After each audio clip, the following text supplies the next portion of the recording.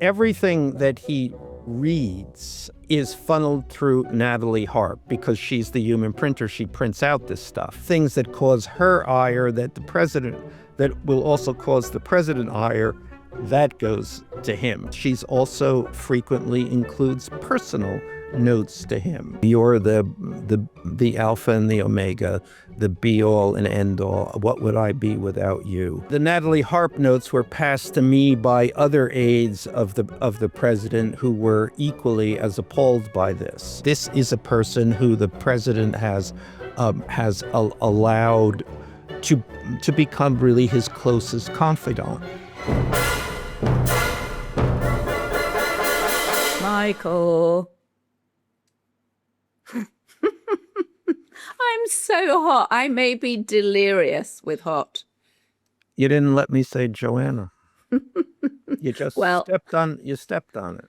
I stepped on you, Michael. Yes, it's but I'm interested to hear how hot it is because you are in the middle now of experiencing the leading news story in the world. Is it really the leading news story in the world? No, absolutely. Well, the meltdown of Europe. I mean, this is a significant event. The Europeans coming to terms with the fact that their world is utterly changing. It is now, they now live, at least will live part of the year in Houston, basically.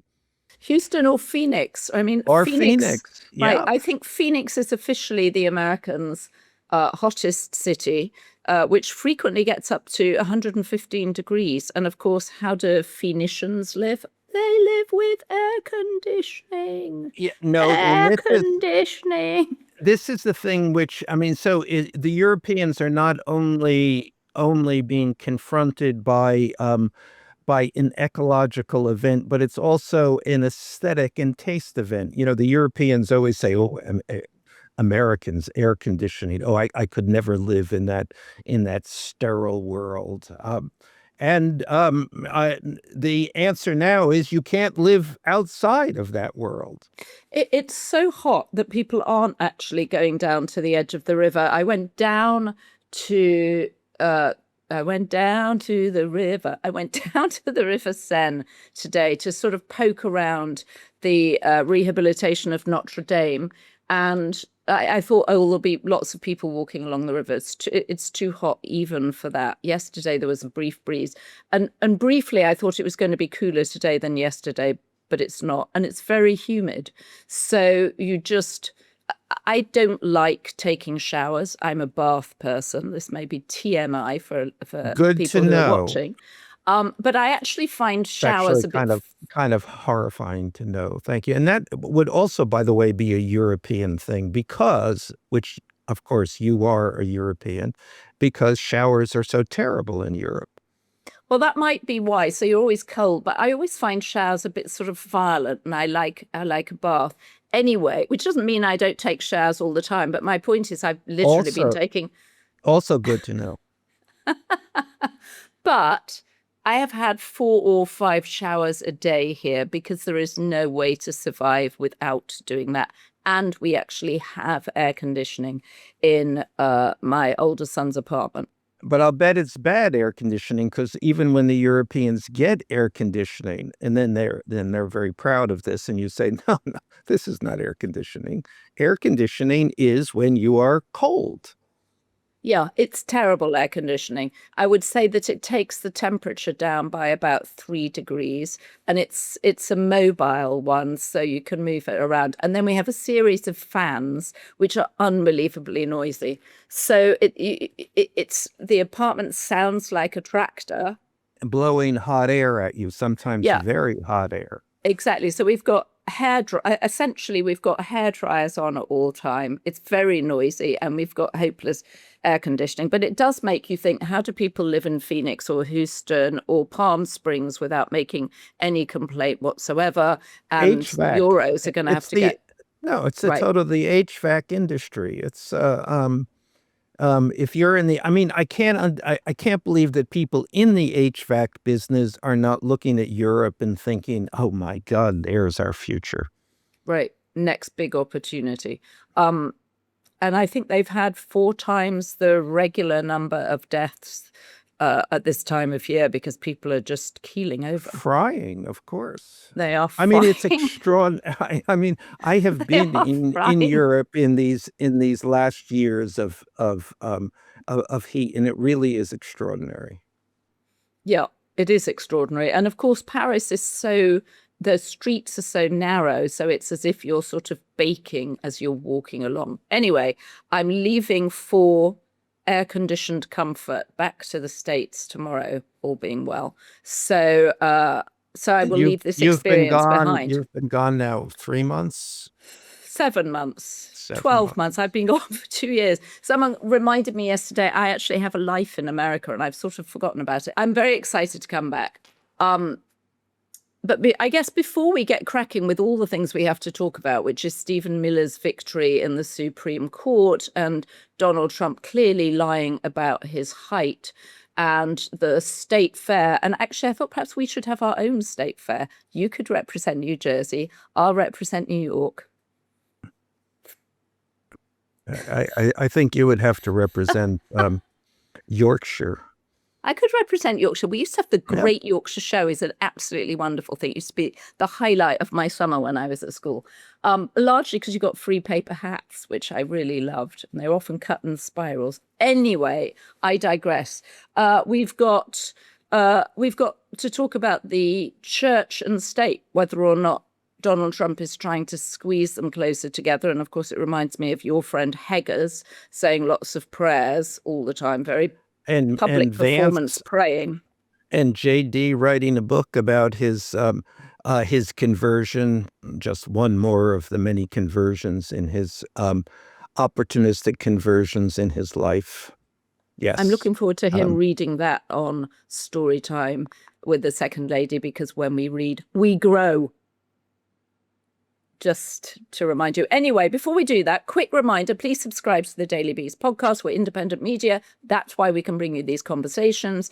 But before we actually get started, we wanted to bring you a message from a friend of Donald Trump's. Hi. Wow. Love the way the clouds are lining up tonight, and they look like real clouds.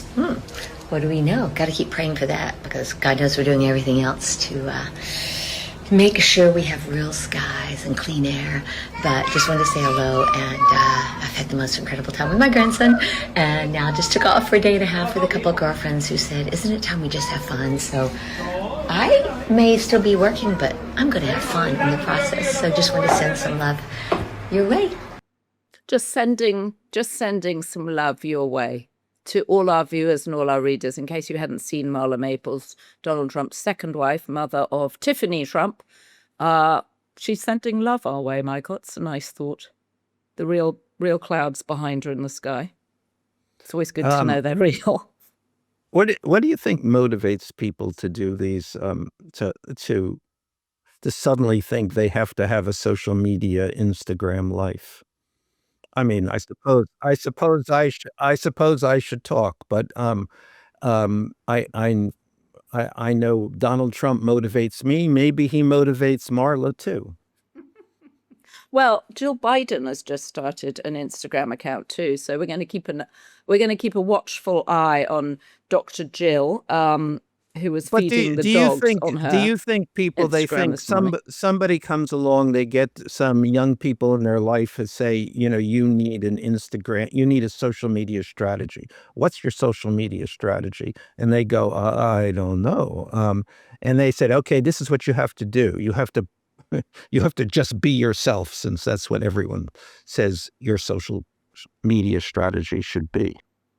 I think it's a way for people to try and stay relevant, right? So Marla Maples, why do we care about Marla Maples? She was married to the president, but only briefly, and then seemed to warn her friends against letting their daughters work at Mar-a-Lago.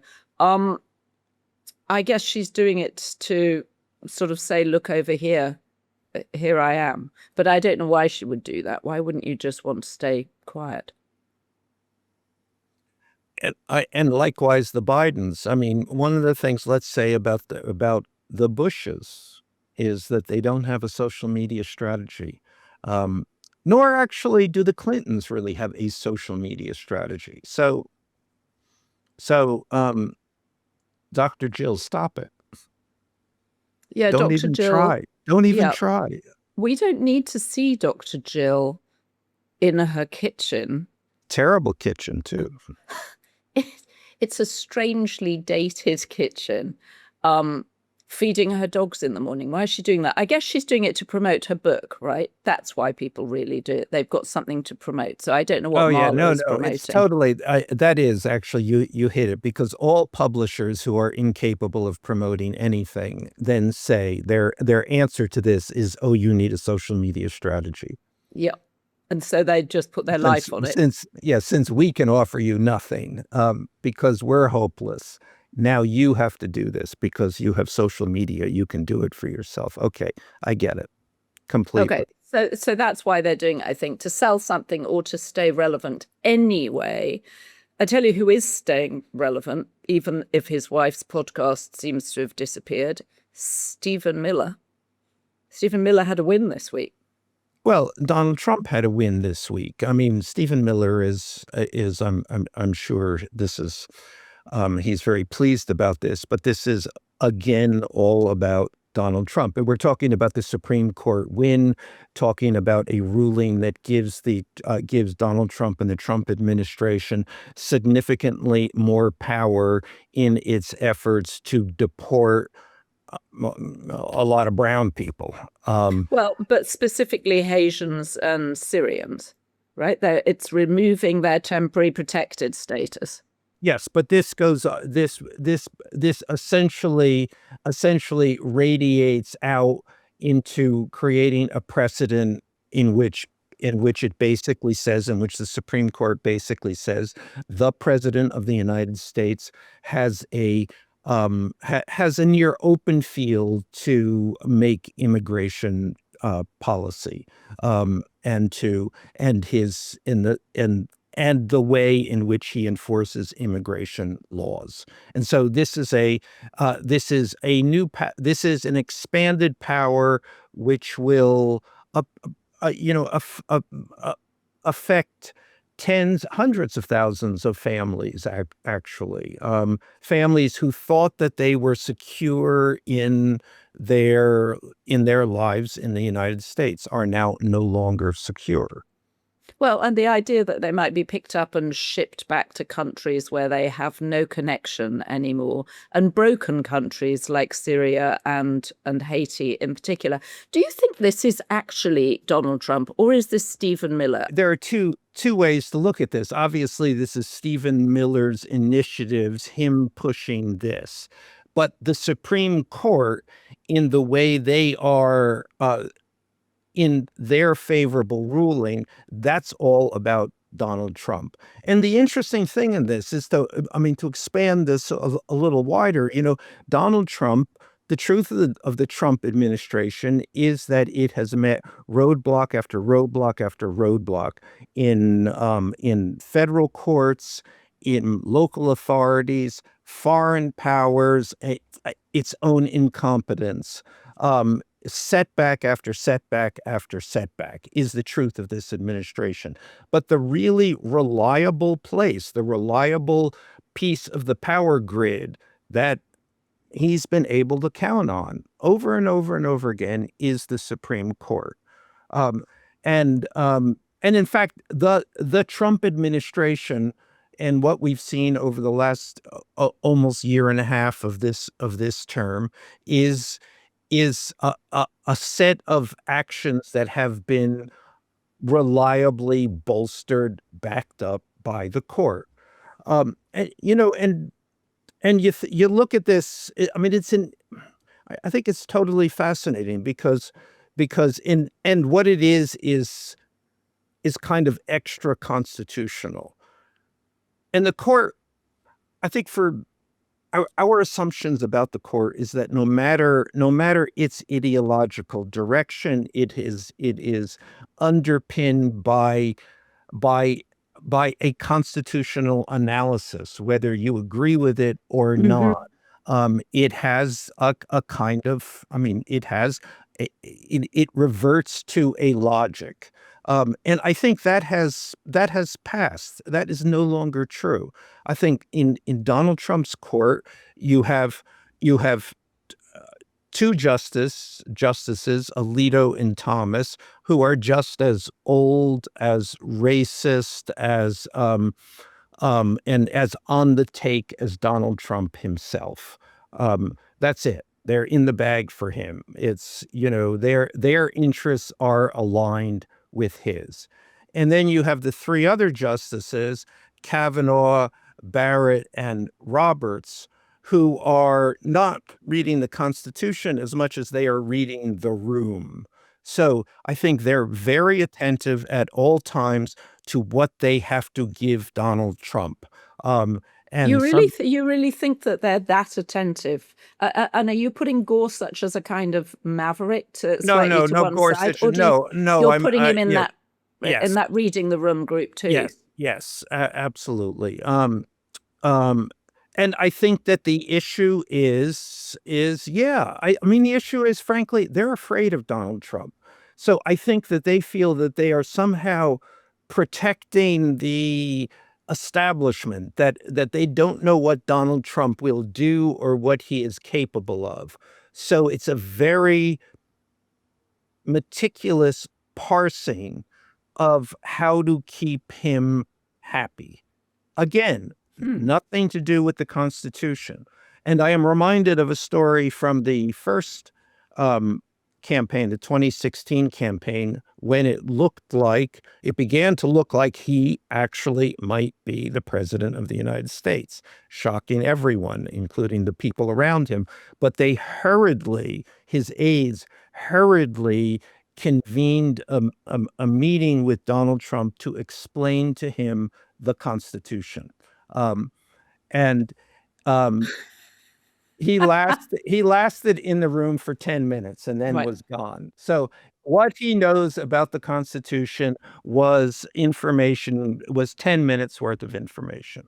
Well, and I'm sure he doesn't care, right? Whatever, he doesn't care if it's in the Constitution or not. He just wants to add to the Constitution. Well, I guess that leads us on then to the subject of religion and the separation of church and state, which has also come under scrutiny this week with this report from his Religious Commission. I mean, the Religious Liberty Commission is what it's called, and it comprises one Orthodox Jew, and everybody else is a conservative Christian. And yes, and it would seem an evangelical Christian. Yeah, so that is, I mean, from Donald Trump's point of view, and remember, Donald Trump is probably the most irreligious president we have ever had. The only time he has ever even made a nod toward religion is when that has been forced upon him in the presidency. He is, the idea that Donald Trump would acknowledge a higher power is a very funny idea. Well, and he's frequently AI'd out this year pictures of himself as Christ, saying he's a healer. Donald's the healer. He has no interest in the Pope. He says that the only reason the Pope's got his job is because of Donald Trump. That's why they needed an American Pope. I mean, he holds religion in such low regard, apart from when he needs its voters. And I would add to this, I myself hold religion in low regard. So this is perhaps well, this is where maybe the two of you have something in common. Exactly. And he is, Donald Trump is a New Yorker, like I am a New Yorker, and sees the world through that lens. And it's a lens of how would we describe it? It's the lens of we're in, a proudly atheist city. He's just proudly expedient, though. He'll pretend he believes in God if he needs to. Yeah, but I mean, he doesn't pretend very hard. That's also the interesting thing. So it's Well, and I wonder again, I've been thinking about the point you made last week that actually culturally, with UFC and things, he's actually people are relieved by it. They're relieved by the lack of pretension. They say he's just like me. When he picks up the Bible and he holds it upside down, which he may have done on purpose, actually, it's a way of indicating to people that he doesn't take this stuff terribly seriously. And I think although there are lots of people out there who do, the majority of people know they can't live up to it, and it's there if they need it.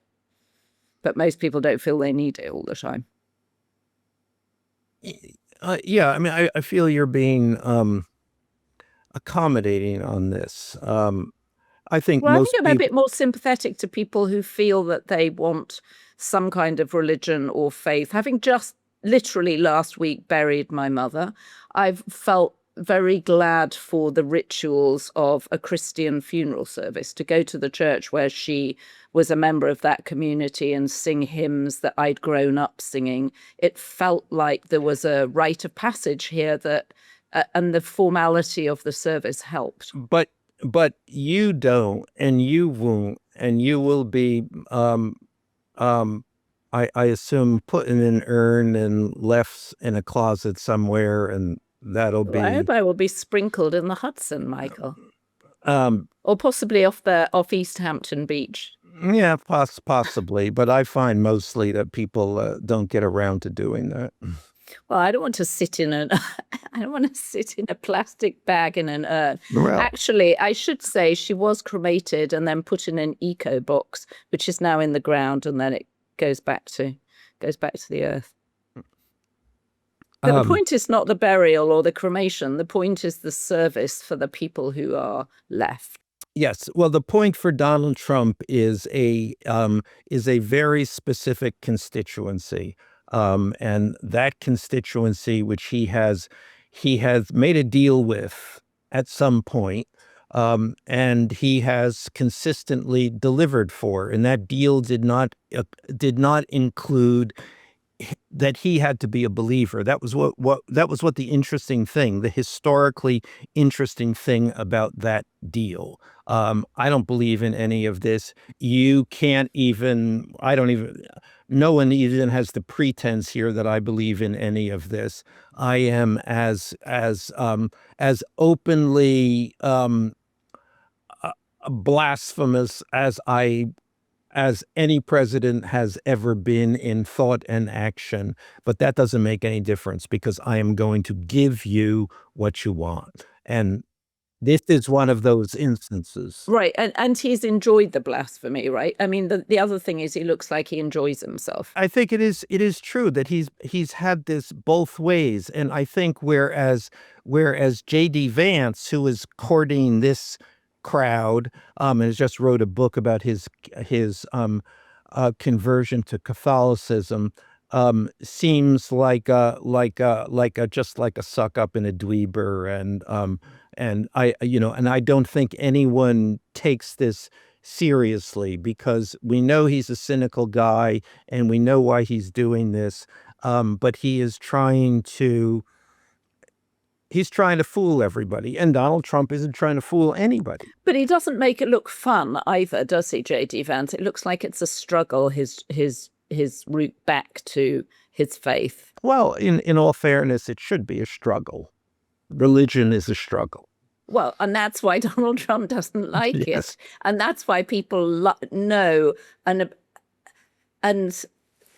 connect with him. It's his power to connect over stuff like that, because you know that he's winking even as he's He's a taking cynical communion. he's a cynical guy, and I think cynicism has been deeply underrated in politics. Well, this is a nod to the Evangelicals, because he wants them in his court come the midterms, right? Yes. Very, very much. That is, he's just delivering this. And to some great extent, it's completely meaningless. The fact that, and let's say this document argues that the division of church and state is a constitutional misunderstanding. So it's, I mean, it's kind of like, everything that you have ever thought about the way this country operates is not true.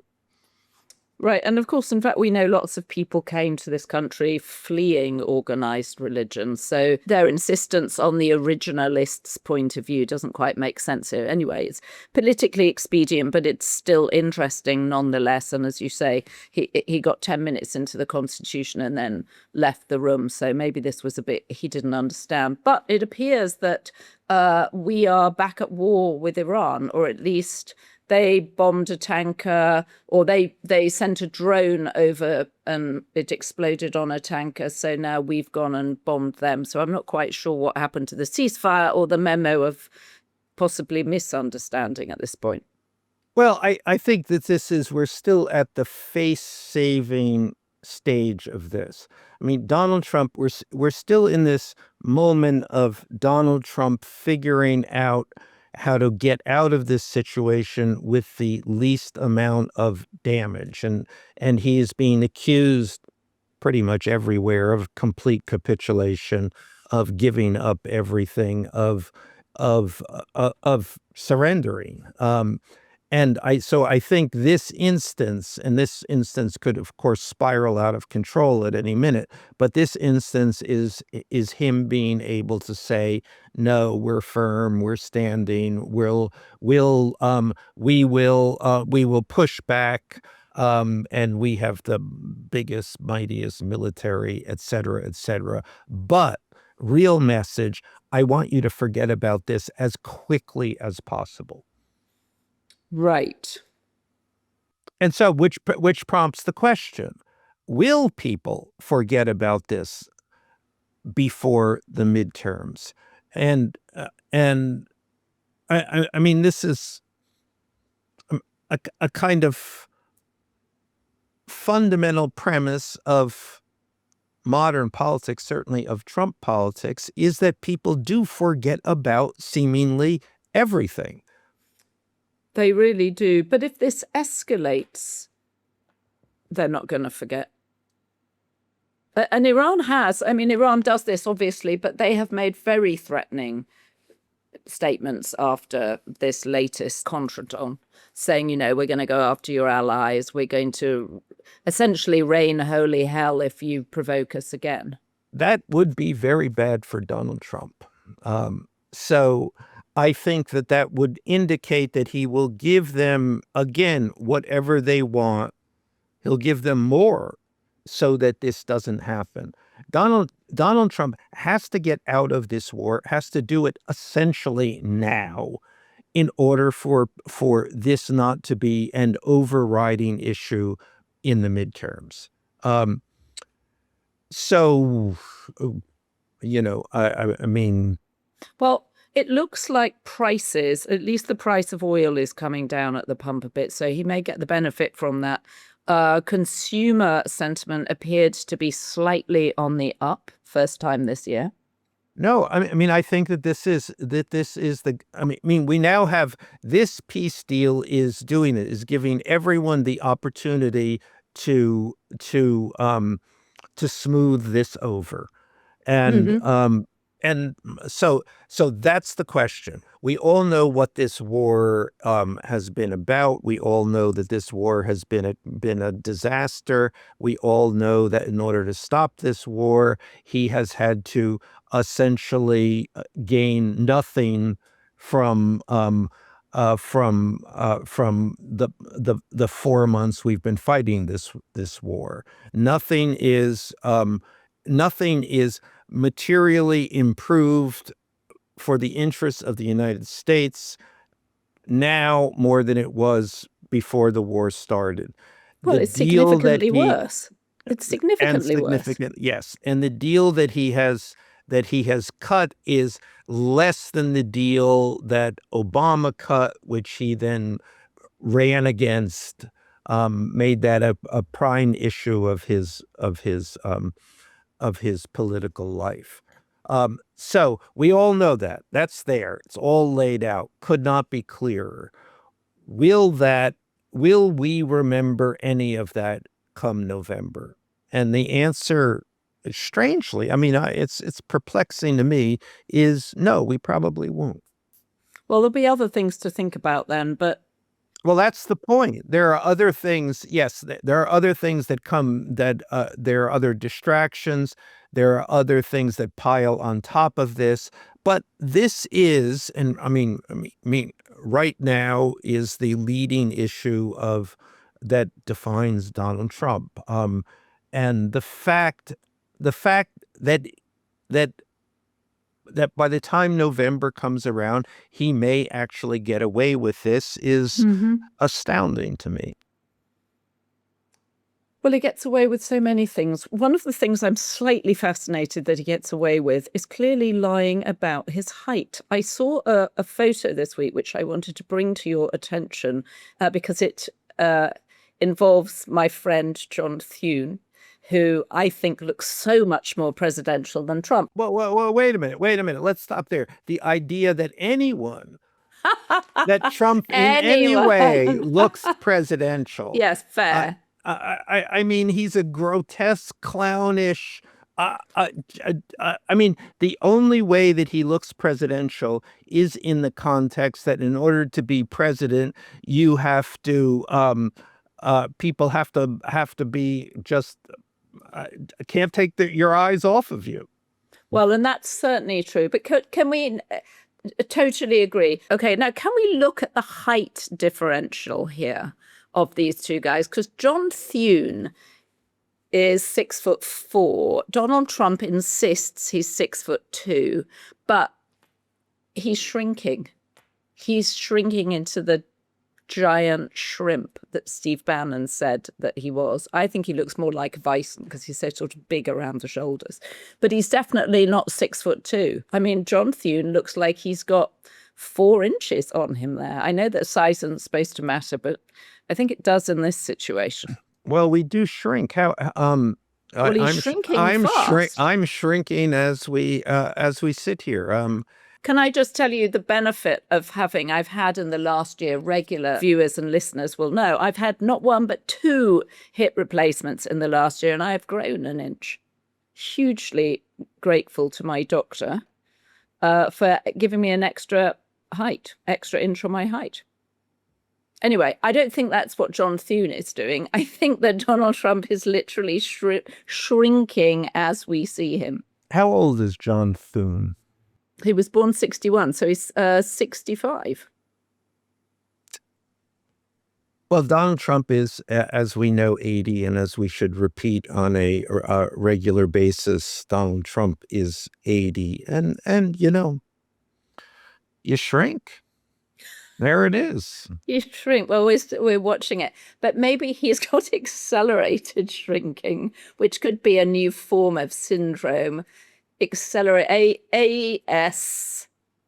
I think he's got accelerated shrinking syndrome, Michael. I'm diagnosing him, which I know you don't like it when people do. Okay, so the New York Times appears to have, frankly, caught up with something that we have been talking about since we started this podcast, which is that Donald Trump basically has a series of obsessions and he rules by obsession. That's what his government is there for. Totally. I think it's extraordinary that the Times has taken so long to get to this. I mean, they have so assiduously tried to see Trump in a relatively normal political context, cause and effect. He does this to pursue this goal. And so this week in this Times story, they basically threw that out. I mean, after 10 years, they basically saying, oh, yeah, that's not true. He does things for no reason whatsoever, except that they live in his head, which if you came here and we would tell you what's in his head. Inside Trump's head. Yes, that's we would the have point told of you us this. doing this. Yes.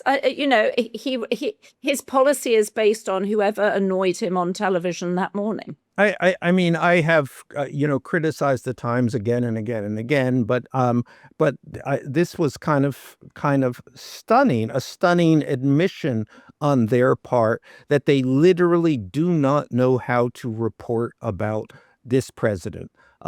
Their way of reporting about a president is is as we report about politics. It's a process business. And this story identifies the exact opposite situation. There's no process at all. It is pure obsession. Whatever comes into his head, the goddamn reflecting pool. The reflecting pool literally that exists outside of politics. There's no cause and effect. This is not going to be good for him in any way. He is not going to gain from this. The only reason it is happening is that he can't get it out of his mind. It is something, it literally, and I've spoken to people in the White House who are kind of agog at this too. It's all he talks about. So all that the New York Times, the next logical headline for the New York Times is President of the United States crazy as a fruitcake. Now, they will not get there, of course, but this is effectively what they are saying now, finally. Well, I find the New York Times compelling for all sorts of reasons, and it's a huge resource.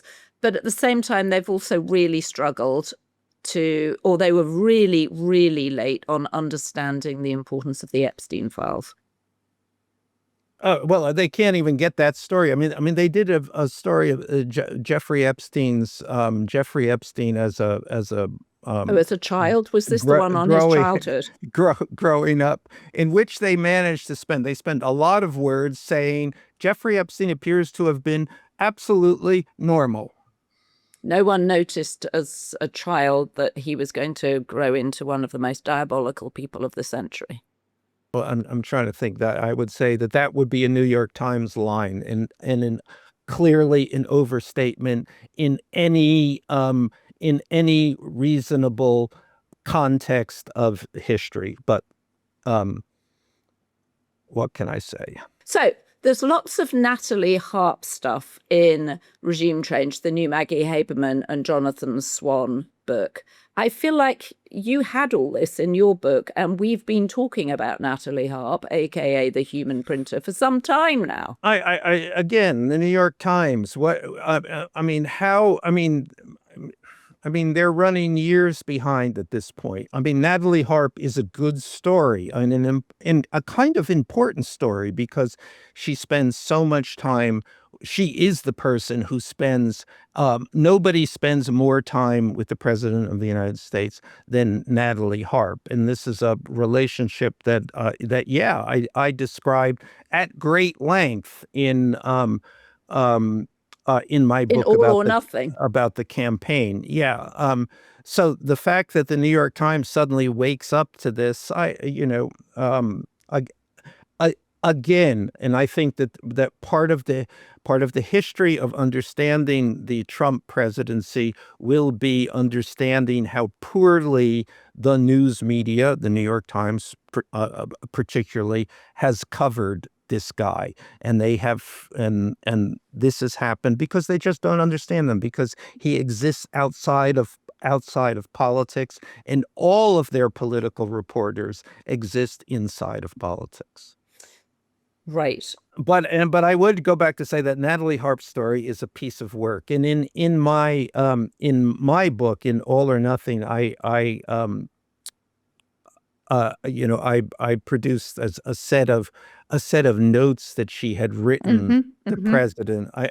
Love letters, in which everybody was in a major kerfluffle over this, including the Secret Service, warning the President of the United States, or warning aides to the president, whose job it was then to bring to the president, whether they did or not, that they saw her as a danger to herself and to him.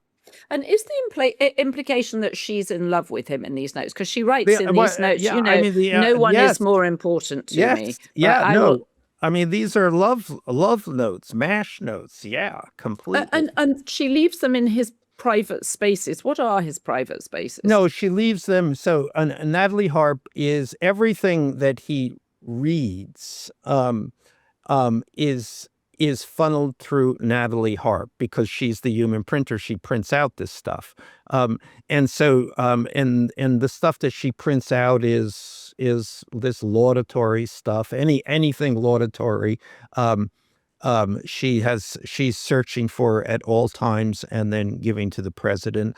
Other things that will cause him ire. So in actually that would be her agenda. So things that cause her ire that will also cause the president ire, that goes to him. But in this pile of papers, she's also frequently includes personal notes to him, and notes that, you're the alpha and the omega, the be all and end all. What would I be without you? And then weird kind of language of which kind of suggests him punishing her. I don't know. I'm not even going to go there. Him punishing her, that sounds very strange. Well, they're sort of motivational love notes, aren't they? That's what I thought when I read them, that they're sort of supposed to be motivating for him. And no, I don't think that that's true at all. I think that they're straight up, I want to, I want to climb into bed with you. She doesn't say this, but I think that's that what is she's saying. That's the tone of this. I love you. I exist because of you. I exist only in your shadow. And how do they compare with the love notes that RFK Jr., still junior at 72, the love texts that he sent to Olivia Nuzzi? I want to put a baby in you. I need you to. There was some very strange language around those texts. Yeah, well, I think most love notes should not be read by outsiders, but that all I think of the probably love most letters, love notes should not be written, I think is the conclusion from this, or certainly not left around for public consumption. and those notes, that the Natalie Harp notes, were passed to me by other aides of the president who were equally as appalled by this. And that's one of the things that exists currently in the Trump White House, this tension, that she has, that this is a person who the president has allowed to become really his closest confidant. And she looks like Melania with blonde hair. I mean, to your point, we've talked extensively on this podcast about how the women around Trump all look the same. They wear boots, they wear skirts, they have long hair. Margot Martin, Melania, Hope Hicks. And I remember Hope Hicks telling me that she used to get up at 3 a.m.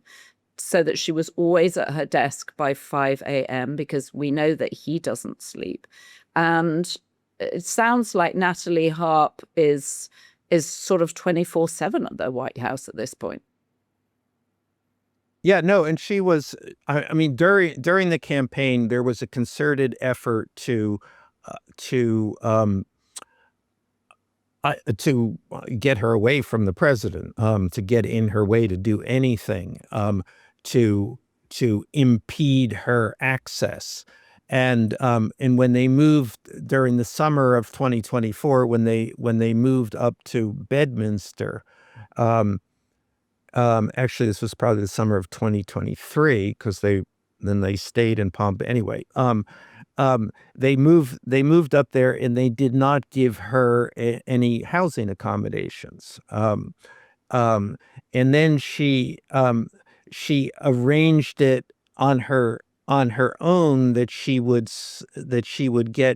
be able to stay in a maid's quarter at Bedminster. But that was far from the main house where Trump was. So instead, she moved herself into the women's locker room and spent the summer there. Was there a bed in the women's locker room? That I don't know. I I can't. hope she didn't have to It cannot squeeze. have been. It cannot have been very comfortable. I hope she didn't have to squeeze herself into a locker and sleep there. Perhaps she had to lock herself into a locker at night so no one could find her.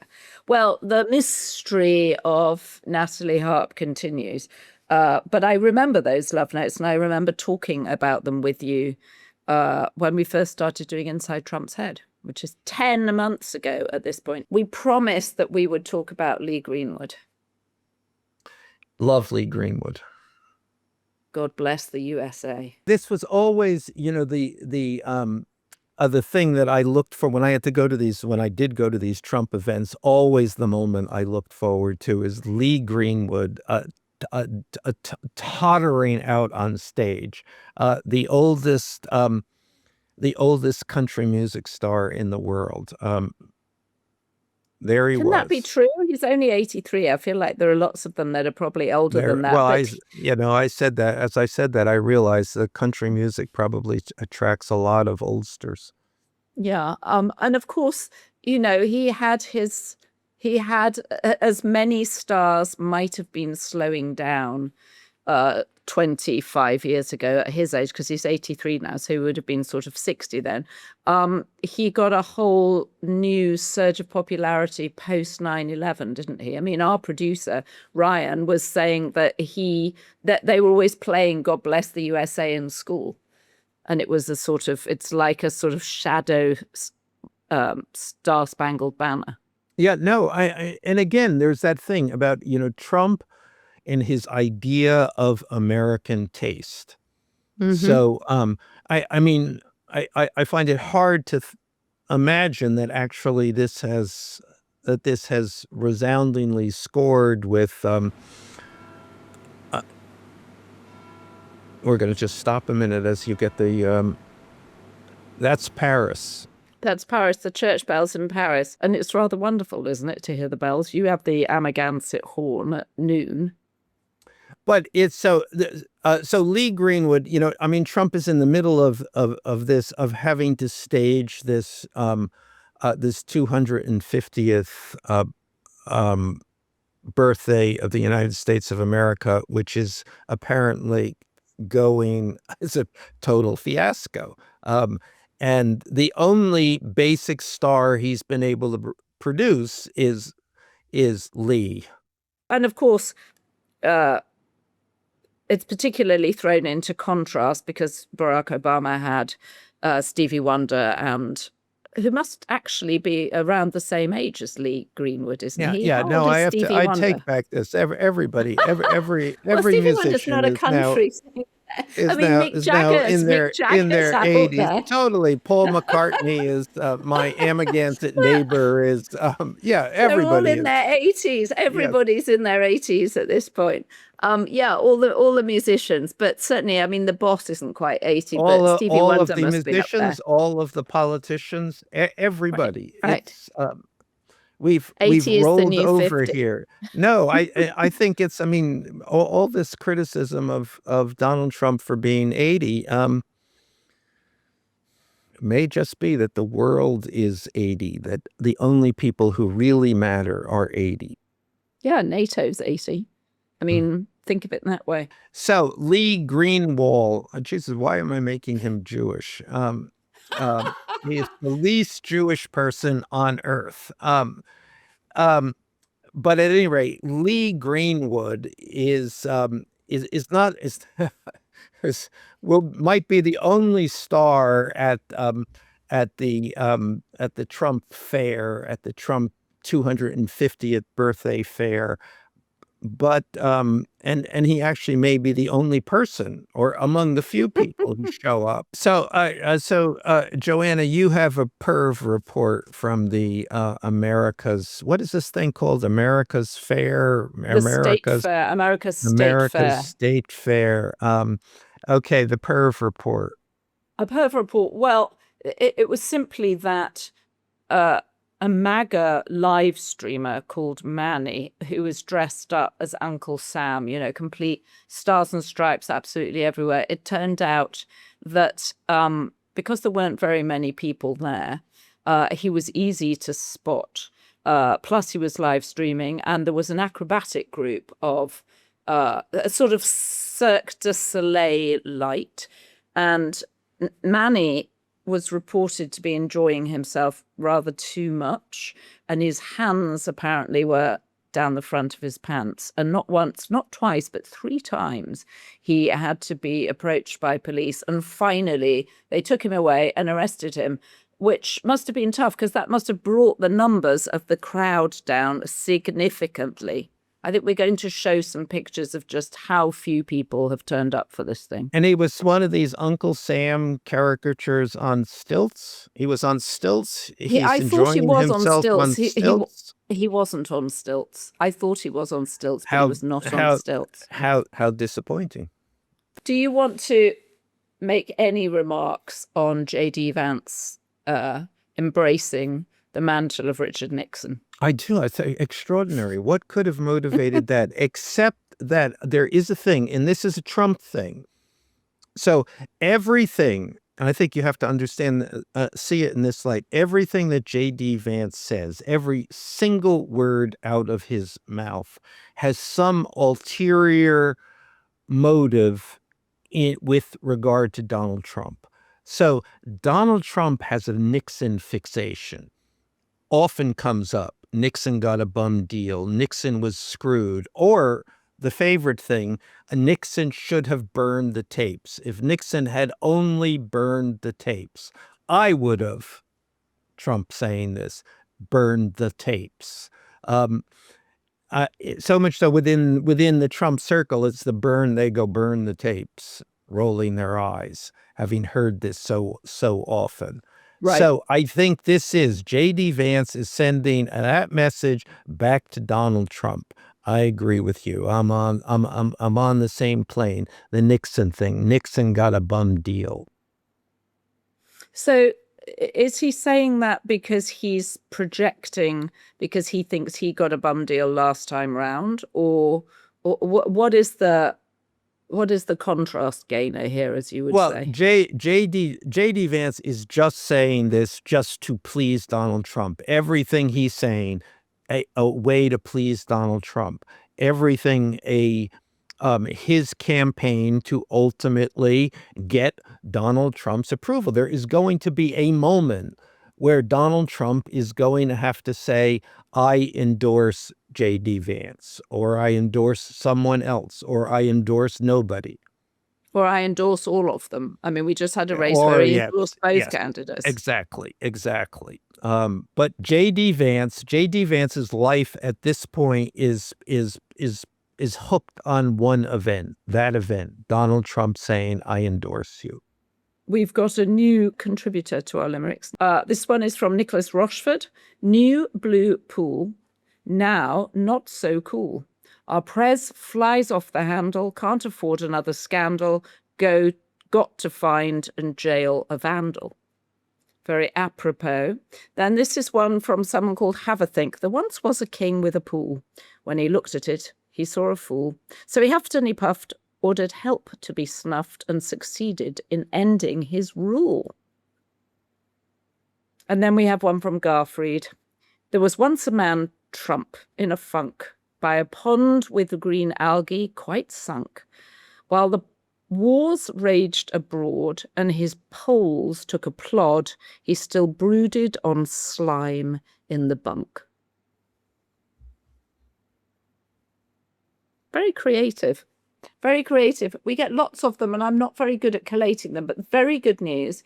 We have an intern starting on Monday who's going to start going through the comments and being really methodical about how we respond to them and how we collect your comments and take themes from them and actually answer some of your questions specifically. And someone made a very good point last week, which I hadn't noticed, and Michael, you didn't notice either, which that I constantly refer to Ukraine as the Ukraine, because when I grew up in school, that's how it was referred to. But in fact, in 1991, when Ukraine became its own country, you're supposed to drop the definite object. So I've corrected you on this before, and I've given up because you can only correct someone so often.